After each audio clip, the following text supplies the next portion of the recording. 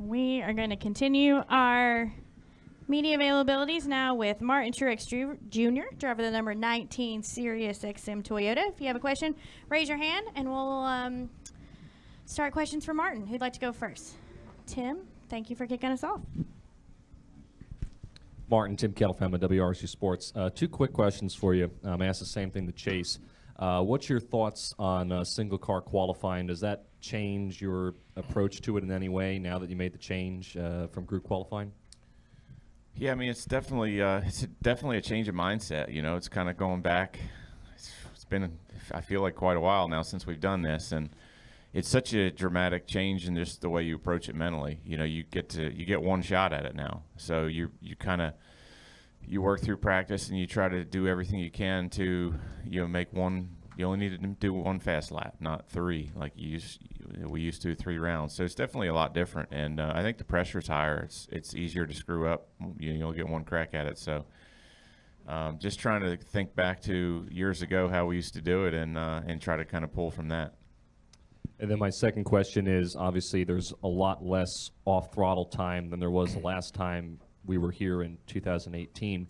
How much exactly is there off-throttle time? How much less, I guess, is the question I'm asking.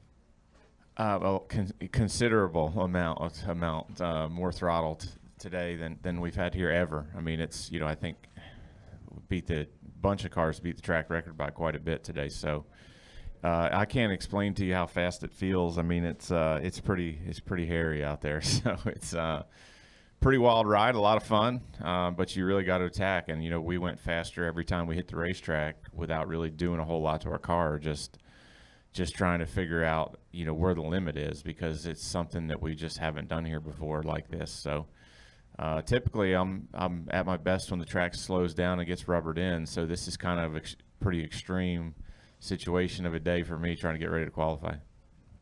All right, go ahead.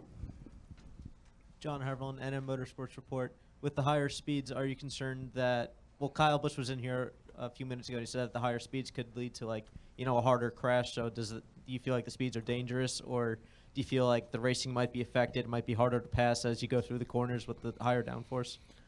Well, there's no question that it's going to be harder to get close to someone as fast as we're going. I mean, there's no way around that. That's simple science.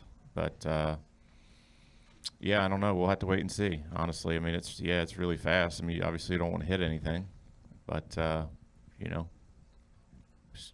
it's a race car, so there's always danger involved, I guess.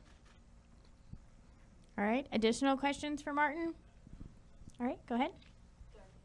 No, you're okay. Yeah, you're close enough. I think you're okay. You got your first start here in the Busch Series back in 2001, and you found some success here. What does this track mean to you as they celebrate 50 years, and just kind of, if you could put that in perspective?